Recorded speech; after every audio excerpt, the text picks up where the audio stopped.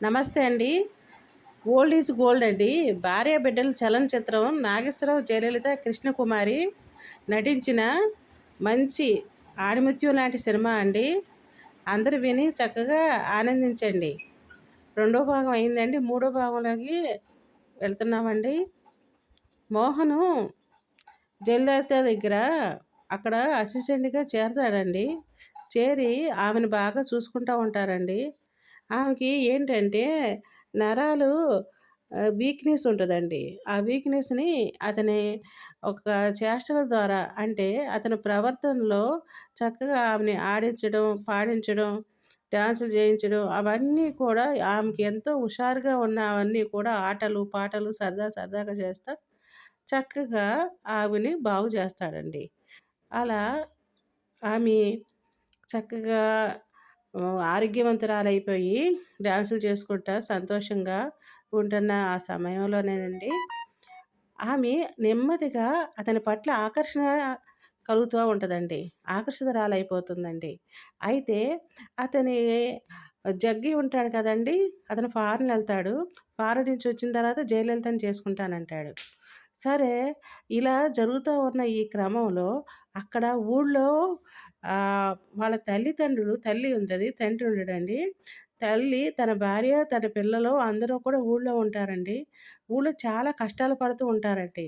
అక్కడ మోహన్‌కి చదువు నిమిత్తం అప్పులు పాలైపోయిన తర్వాత వాళ్ళ ఇల్లు కూడా అమ్ముకోవాల్సిన పరిస్థితొస్తదండి.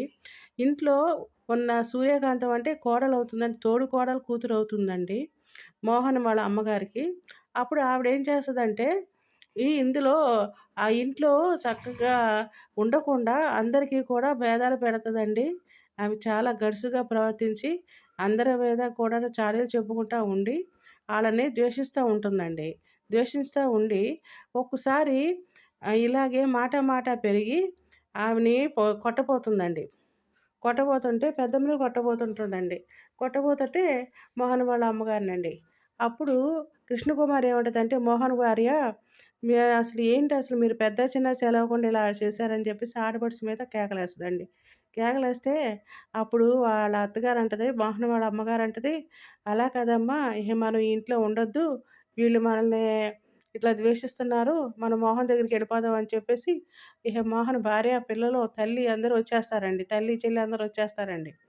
వచ్చేసి పట్నం వచ్చి ఎతుకుతా ఉంటారండి. మోహన్ వెతుకుతా ఉంటాడు. ఎందుకంటే మోహను నేను పట్నం వెళ్తున్నాను అనే చెప్పాడు తప్ప, అతను పలానా చోటికెళ్తున్నానని అడ్రెస్సులేమి ఇవ్వలేదండి. కాకపోతే అతనికి జాబొచ్చిన తర్వాత ఇంటికి నెలకు 500 చొప్పున పంపిస్తా ఉంటాడండి. పోస్ట్ ఆఫీస్‌కొచ్చేసేసి పంపిస్తా ఉంటాడండి అక్కడ సిటీలో. అయితే వాళ్ళేం చేస్తారంటే, సిటీలో ఉన్న పోస్ట్ ఆఫీస్ దగ్గరికెళ్ళి గూడా వాళ్ళని అడుగుతారు. ఇట్లా మోహన్ వస్తాడు. మోహన్ మాకు ప్రతి నెల డబ్బులు పంపిస్తా ఉంటాడు కదా! మరి అతను మాకు ఆచూకీ తెలవలేదు. అతను ఎక్కడుంటాడో ఏంటో పోస్ట్ ఆఫీస్‌లో డబ్బులు వేస్తానికి వస్తాడు కాబట్టి మేము ఇక్కడే ఉండి చూసుకుంటామని వాళ్ళు ఎదురు చూసుకుంటా ఉంటారండి. అక్కడికి ఆ చిన్న పిల్లలతో, భార్య పిల్లలతో ఆళ్ళమ్మ ఏం చేస్తదంటే, అట్లాగే కాస్త మంచినీళ్ళయి చేతిలో రూపాయి లేకుండా బయటకొచ్చేసారండి. ఎందుకంటే మోహన్ పంపించిన డబ్బులన్నీ కూడా సూర్యకాంతమే తినేస్తా ఉంటదండి. ఇంట్లో అన్నీ లడ్డూలయి చేసుకొని తన కొడుకుతో, తన భర్తతో తనకు కావాల్సినయన్నీ కూడాను తెప్పించుకొని హాయిగా తింటా ఉంటది గానీ, వీళ్ళకి ఒక్క రూపాయి కూడా పెట్టదండి మోహన్ పంపించిన డబ్బులు. సరే, ఇలా అయిపోయిన తర్వాత పోస్ట్ ఆఫీస్ కాడ ఉంటారండి. ఆ పిల్లలు అల్లాడిపోతా ఉంటారండి. ఆకలికి అల్లాడిపోతా ఉంటారు. అక్కడ పంపులో ఉన్న మంచినీళ్ళు తాగి వాళ్ళు అక్కడే పడుకుని ఉంటారండి. పార్క్‌లో పడుకుని ఉంటారండి. అయితే చాలా దయనీయమైన ఈ పరిస్థితిలో రోడ్డు మీదకొచ్చి ఉన్న ఆ కుటుంబాన్ని ఒకతను ఏం చేస్తాడంటే చూస్తాడండి. అక్కడున్న అతను చూసి అంటాడు, "అమ్మ పిల్లలతో ఈ రోడ్డు మీద ఎంతవరకని ఇక్కడ ఉంటావు? ఒక పని చేయండమ్మా, నేను ఏ విధంగాను మీకు సహాయం చేయలేను. కాకపోతే నా దగ్గర కాస్త మీకు తలదాచుకుంటానికి నేను మాత్రం ఆశ్రయం కల్పిస్తాను రండని వాళ్ళ ఇంటికి తీసుకెళ్తాడమ్మ. వాళ్ళ ఇంటికి తీసుకెళ్ళిన తర్వాత అక్కడ ఒక పాక, ఆ పాకలోనే వాళ్ళని అట్టిపెడతాడు. వాళ్ళు అట్టిపెడితే వాళ్ళేం చేస్తారంటే అందులో ఉంటారు. అయితే మోహన్ చెల్లెలికి జ్వరం వస్తదండి. జ్వరం వచ్చి చాలా విపరీతమైన జ్వరంలో ఉండి అన్నయ్య, అన్నయ్య అని కలవరిస్తా ఉంటదండి. అయితే ఆమెని డాక్టర్ దగ్గరికి తీసుకెళ్ళాలన్నా కూడా రోడ్డు మీదకొచ్చి చూస్తే ఏ ఆటో ఆగదండి, ఏ కారు ఆగదండి.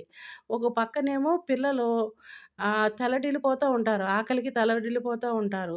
ఓ పక్కన చేతిలో రూపాయి లేదు. ఒక పక్కనేమో మోహన్ చెల్లెలికి జ్వరం, విపరీతమైన జ్వరంతో ఆమె కుక్కిపోతుంది. ఇలాంటి ఈ దయనీయమైన ఈ పరిస్థితుల్లో తల్లేం చేస్తదండి, రోడ్డు మీదకొస్తదండి. ఏ కారన్నా ఆపేసి తీసుకెళ్ళిపోయి డాక్టర్ గారి దగ్గరికి తీసుకెళ్ళిపోయి చూపించుదాము కూతురినని చెప్పేసి వచ్చి కార్లన్నీ ఆపుతా ఉంటదండి. ఏ కారు ఆగదు. అప్పుడు ఒక కారు వస్తే ఉంటే ఆ కార్‌ని ఆపుద్దండి. అనుకోకుండా అందులో మోహన్ ఉంటాడండి. మోహన్ ఉండి చూస్తాడండి. అమ్మని చూస్తాడు. ఒక్కడే డ్రైవ్ చేసుకుంటూ ఎళ్తన్నాడు. అప్పుడు ఆపి అప్పుడు అమ్మ అని కారు దిగి గబగబా వస్తాడండి తల్లి దగ్గరికి. "బాబు మోహన్ ఇప్పుడు కనిపించావా నాయనా? ఇట్లా చెల్లికి జ్వరం వచ్చేసి బాగా తలడిల్లిపోతుంది. డాక్టర్ గారి దగ్గరికి తీసుకెళ్ళాలి రామ్మా బాబు" అని చెప్పేసి తీసుకెళ్ళి ఇంటికి తీసుకెళ్తారండి. అప్పుడు అందరూ కూడా భార్య, పిల్లలు, చెల్లెళ్ళు, తమ్ముళ్ళు అందరూ సంతోషపడతారండి. మోహన్ చూసి అప్పుడు "అమ్మ మీరెప్పుడొచ్చారమ్మా? ఎలా వచ్చారమ్మా? ఏంటమ్మా?" అయన్నీ అడిగి వివరాలన్నీ కనుక్కుంటాడు. "బాబు నువ్వెక్కడున్నావు? అసలు ఏం చేస్తున్నావు? మాకే విషయం కూడా తెలవలేదు. నువ్వెక్కడున్నావో కూడా తెలవలేదు. ఏం చేస్తున్నావో కూడా తెలవలేదని" తల్లి తల్లడిల్లిపోతా ఉంటదండి. "ఏం పర్వాలేదమ్మా. నేనిక్కడ చక్కటి ఉద్యోగం సంపాదించుకున్నాను. చక్కగా సంపాదిస్తున్నాను. ఇంకొకటేంటంటే నా స్నేహితుడు ఫారిన్ ఎళ్తా తన ఇల్లు కూడా నాకిచ్చాడు. ఆ ఇంట్లో ఉండమని చెప్పి నేను అందులోనే ఉంటున్నాను. మనందరం కూడా అక్కడికెళ్ళిపోయి ఉన్నారండి" అని చెప్పేసి చెల్లిని డాక్టర్ చూపించుకొని, బాగు చేయించుకొని, తన భార్య, పిల్లల్ని, తల్లిని, చెల్లిని, తమ్ముళ్ళని అందరిని తీసుకొని ఆ ఇంటికెళ్ళిపోతాడు. తను ఉన్న ఇంటికెళ్ళిపోతాడండి.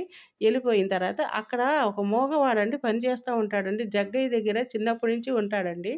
అతను మూగవాడండి మాట్లాడలేడు. కాకపోతే ఆ ఇంటి పనులన్నీ చేసుకుంటే, వంట పనులన్నీ చేసుకొని, అక్కడ జగ్గయ్య చేదోడు వాదోడుగా ఉండేవాడండి. ఇప్పుడు నాగేశ్వరరావుకి వండి పెడతా ఉంటాడండి అక్కడ. మోహన్ వండి పెడతా ఉంటాడు. ఆ సమయంలో వీళ్ళందరిని చూసి చాలా సంతోషపడతాడండి అతను. మగవాడు చాలా సంతోషపడతాడు. పడిన తర్వాత వీళ్ళందరూ కూడా నా ఫ్యామిలీ అని చెప్పి చెప్తాడండి. చెప్పేటప్పటికి అప్పుడు అతను కూడా సంతోషపడతాడు. అలా ఆ ఫ్యామిలీని ఒక దరికి తీరుస్తాడండి మోహను. ఇలా తన డ్యూటీ ఏంటని అడుగుతారండి. "ఏంటసలు మీరు చేసే ఉద్యోగం ఏంటని" అడిగితే, ఇలా నాకొక ఉద్యోగం అని ఏమీ లేదు. నేను ఒకళ్ళని చూసుకుంటా ఉండాలి. అయితే నేను ఈ ఉద్యోగం రాత్రని, పగలని నాకసలు టైమే ఉండదు. నన్ను చూసుకుంటానికి మళ్ళీ ఇద్దరు పైనుంటారు అని చెప్తాడు. ఇదేంటి ఇలా అయితే ఎట్లా అసలు ఏ జాబ్ కూడా తెలవకుండా నువ్విలా చేస్తున్నావు. నీకసలు జీతం ఎంతిస్తారు ఏంటని అడుగుతారండి. జీతం కూడా అంతేనమ్మా. ఎంత కావాలంటే అంత తీసుకోవచ్చు అని చెప్తాడండి. అంటే డబ్బుకు లోటు లేని సంసారంగా ఉంటారండి వాళ్ళందరూ కూడా. ఎటువంటి లోటు లేకుండా తిండికి, బట్టకి, ఉండటానికి ఎటువంటి లోటు లేకుండా భార్య పిల్లలతో, తల్లితో, చెల్లెలతో, తమ్ముడితో హ్యాపీగా ఉండే మోహన్ జీవితం ఇలా సాగుతూ ఉంటుందండి. అయితే అక్కడ జయలలిత విపరీతమైన ప్రేమ పెంచేసుకుంటది. విపరీతమైన అభిమానం పెంచేసుకుంటదండి మోహన్ మీద. అతని అతని చేష్టలన్నీ కూడా, అతని ప్రవర్తన, అతని సంస్కారం, అతని బుద్ధులు అన్నీ కూడా ఆమెకి చాలా బాగా నచ్చుద్దండి. చాలా బాగా ఇష్టపడుతుందండి. చాలా బాగా ఇష్టపడతా తనతోనే భోజనం చేయాలి, తనతోనే టీ తాగాలి, తనతోనే షికారుకెళ్ళాలి, తనే తన పక్కనుండాలి. అట్లా ప్రతీదీ కూడా అలా చేస్తా ఉంటదండి. కనీసం ఆఫీసు టైమ్స్‌కి కూడా ఆమెని ఉండనివ్వదండి. అక్కడ ఉండనివ్వకుండా తీసుకెళ్ళి షికారులు తిప్పు నన్ను, బయటికి తిప్పు, అక్కడ తిప్పు, ఇక్కడ తిప్పు అట్లా చేస్తా ఉంటదండి. అట్లా ఇంకా విధి లేక, ఇంకా గత్యంతరం లేక, ఈ జాబు లేకపోతే ఇహ తన భార్య పిల్లలు ఎలా బ్రతుకుతారు అన్న ఒక దాంతో తను ఆ అమ్మాయి చెప్పినట్టు కూడా చేస్తా ఉంటాడండి మోహనం. అలా ఈ విధంగా జరుగుతా ఈ సమయంలో అటు బాగానే ఉంటుంది. ఇంట్లో బానే ఉంటున్నారు. ఇటు చూస్తేనేమో జయలలిత ఆరోగ్యం బాగానే ఉంది. రాధాదేవి ఆరోగ్యం బాగానే ఉంది. ఇటు చూస్తేనేమో నాగేశ్వరరావు చక్కగా ఆవిడని చాలా కంటికి రెప్పల్లా కాపాడుతూ ఉంటాడు. గుమ్మడి కూడాను చాలా హ్యాపీగా సంతోషపడతా ఉంటాడు. తన కూతురు చూసుకొని, ఇటు రాజబాబేమో ప్రేమలో పడతాడండి. జయలలిత ప్రేమలో పడతాడు. ఎలాగైనా సరే నేను వన్ సైడ్ లవ్ అండి. నేను ఏమైనా సరే ఆ అమ్మాయిని రాధాదేవిని పెళ్లి చేసుకోవాలి. పెళ్లి చేసుకుంటే ఆస్తులు కలిసిపోద్ది. నేను 50% పార్ట్నర్‌ని. మంచి సూట్ ఏసుకున్నవాడిని. ఆమెను పెళ్లి చేసుకుంటాను. ఆమెను ప్రేమించాలి అని నాగేశ్వరరావు సలహాలు అడుగుతాడండి.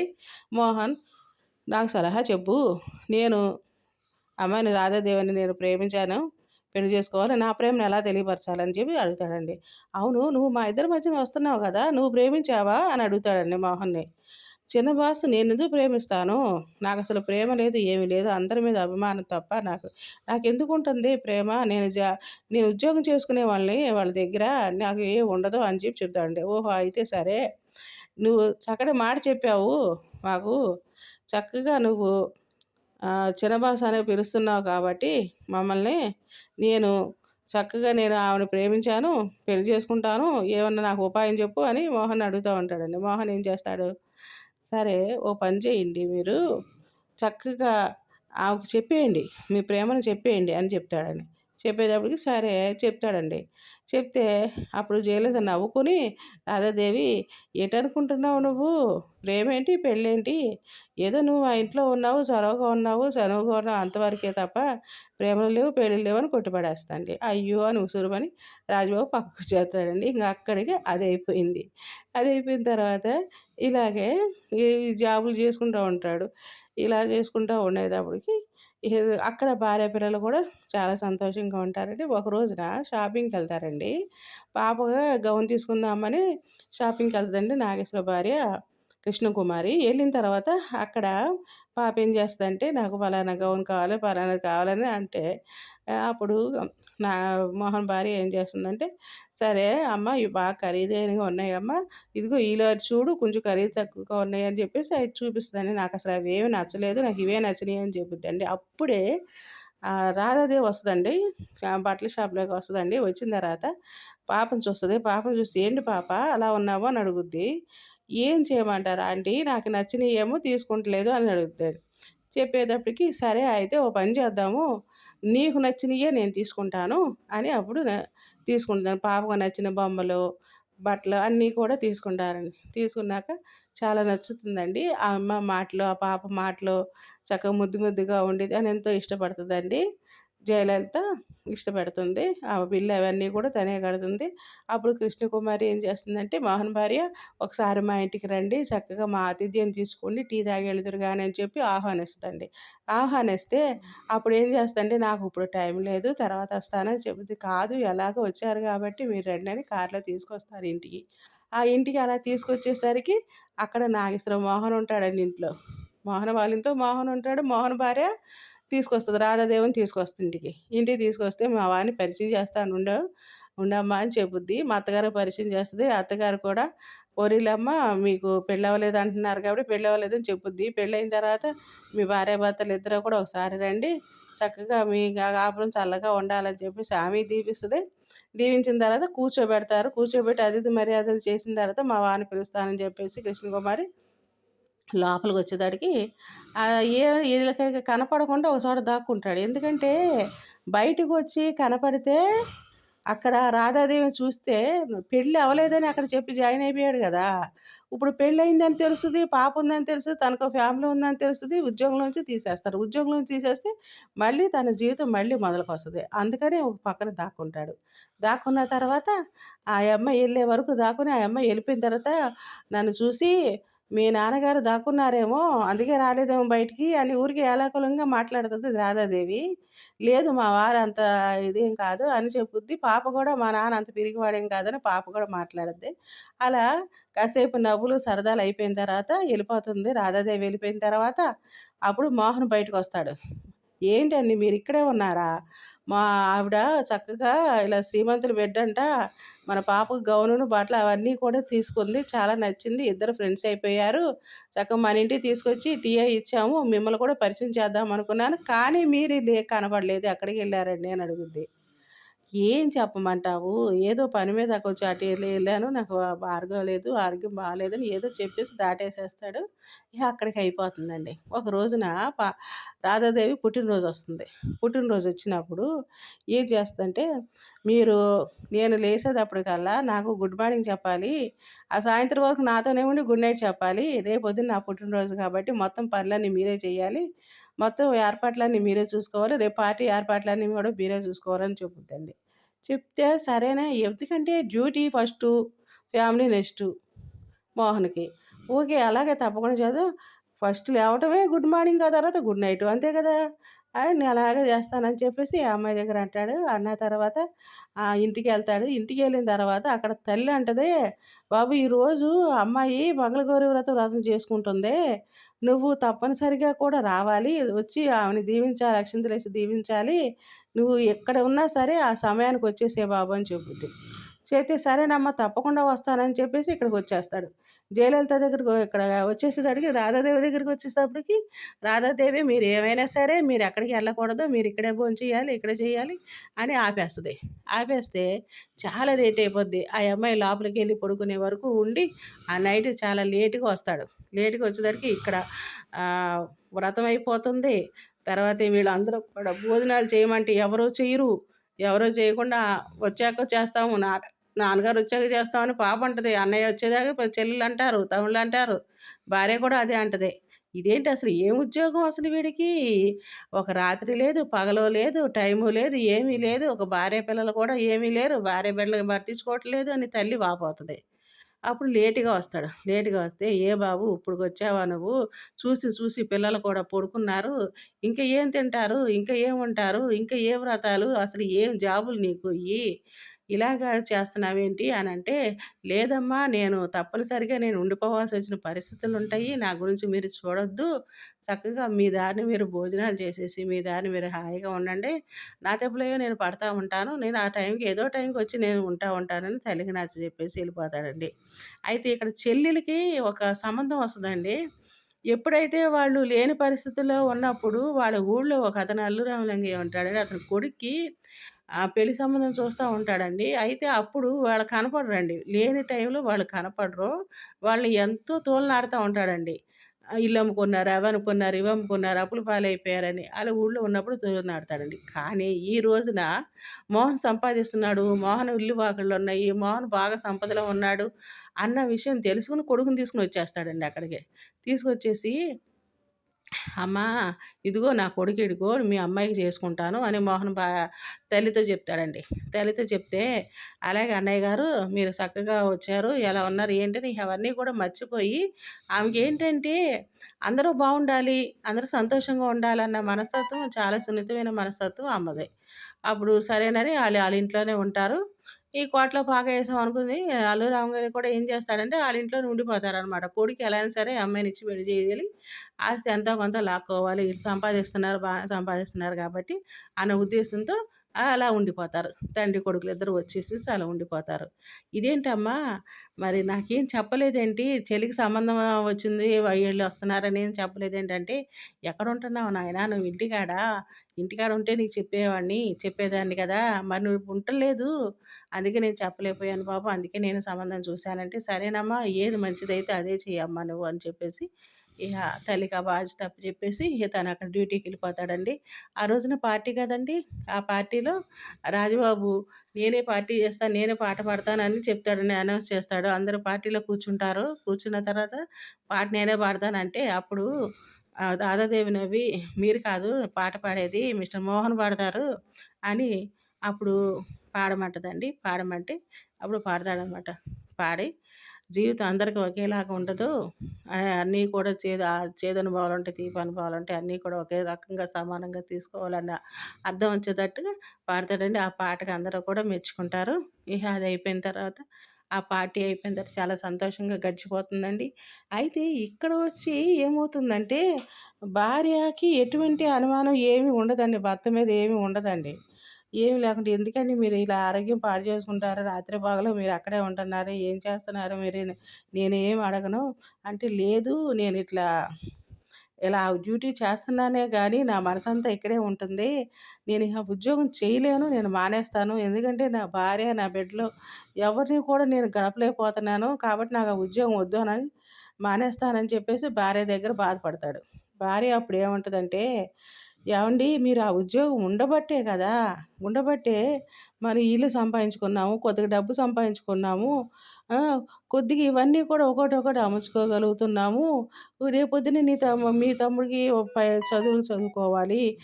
మీ చెల్లెలు పెళ్లి చేయాలి. ఇవన్నీ చేయాలంటే డబ్బు కావాలి. మళ్ళీ మీరు రోడ్డు మీదకొచ్చి జాబ్‌ల కోసం తిరిగి చేసి ఇవన్నీ ఎలా పడతారండి? ఇప్పుడు వరకు పడిన పాట్లన్నీ కూడా చాలు. ఏం పర్వాలేదు.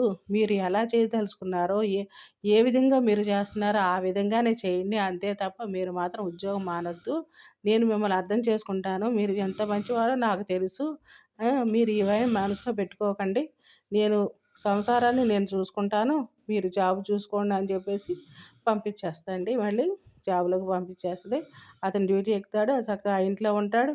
ఆ ఇంట్లో ఉండి వాళ్ళకి కావాల్సినయన్నీ కూడా చూస్తా ఉంటాడు. ఆఫీసు పనులకి చూస్తా ఉంటాడు.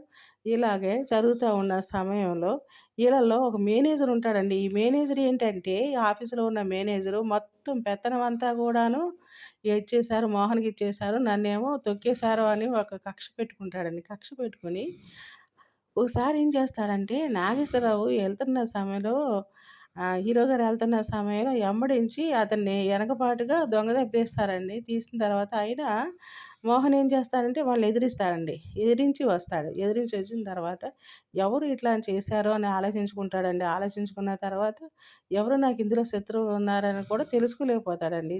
తెలవకుండా వాళ్ళు ప్రవర్తిస్తారండి. ఇంకా ఆ విధంగా అలా జరిగిన తర్వాత ఏంటసలు ఎక్కడి వరకు నేనెళ్తన్నాను? ఈ ప్రయాణం ఎంతవరకు నాకసల?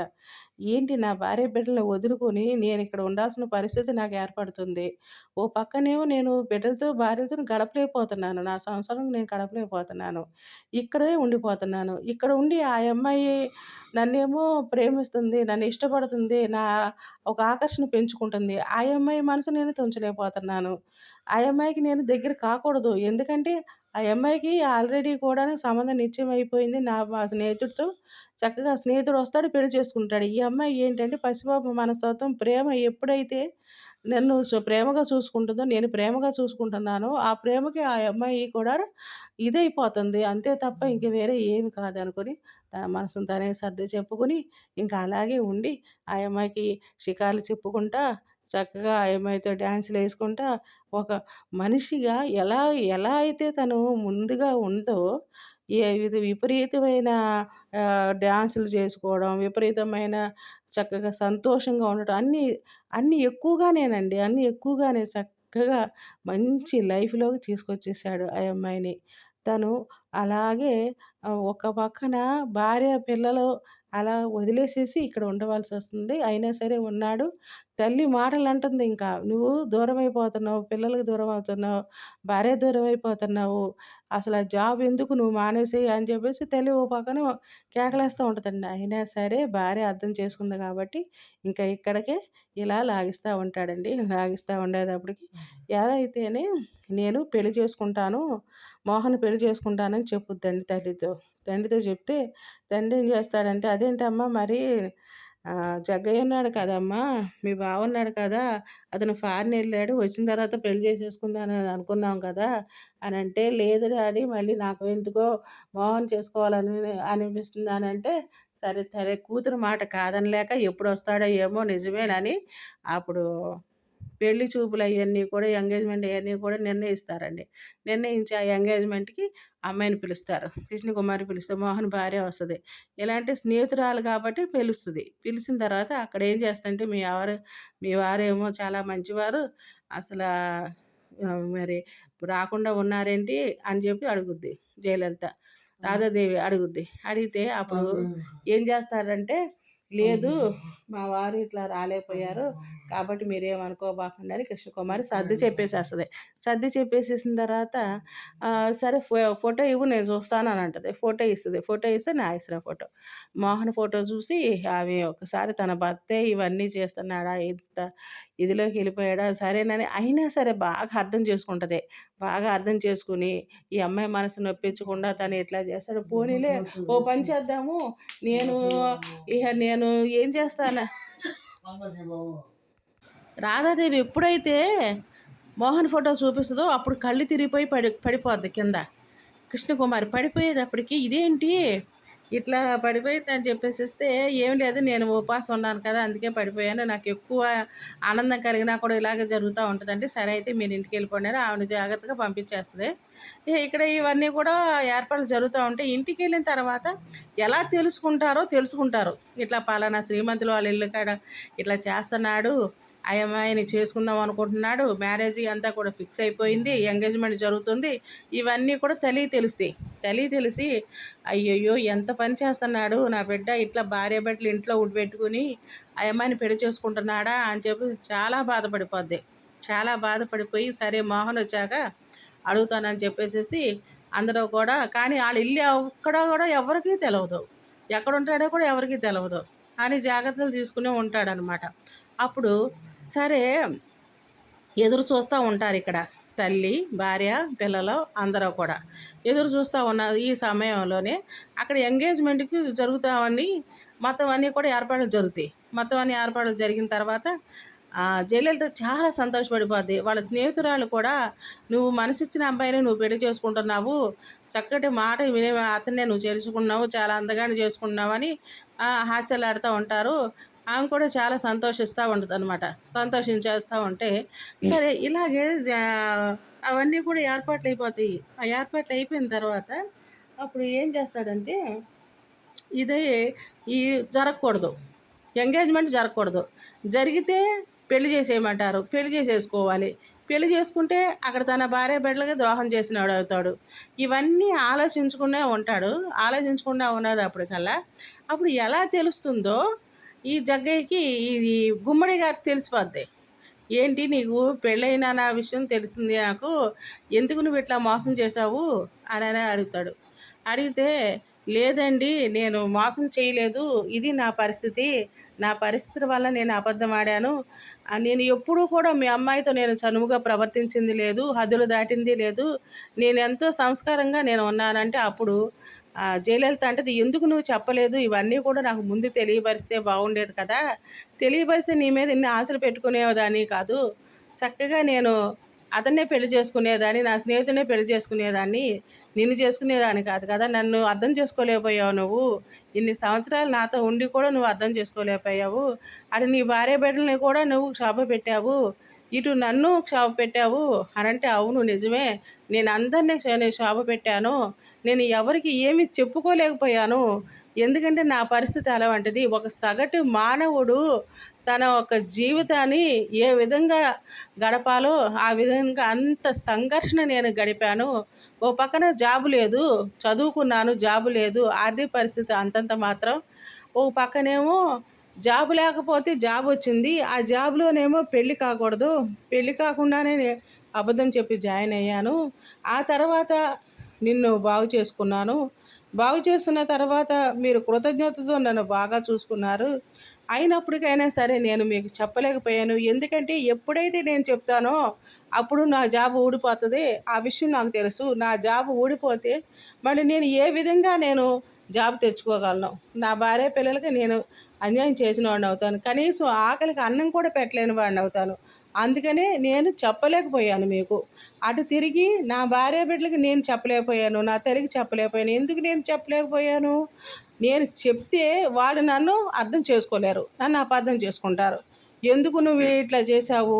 ఆ అమ్మాయిని పెళ్లి ఎందుకు చేసుకోవాలనుకుంటున్నావు" అని నన్ను అపార్థం చేసుకుంటారు. నన్నెవ్వరు అర్థం చేసుకోరు.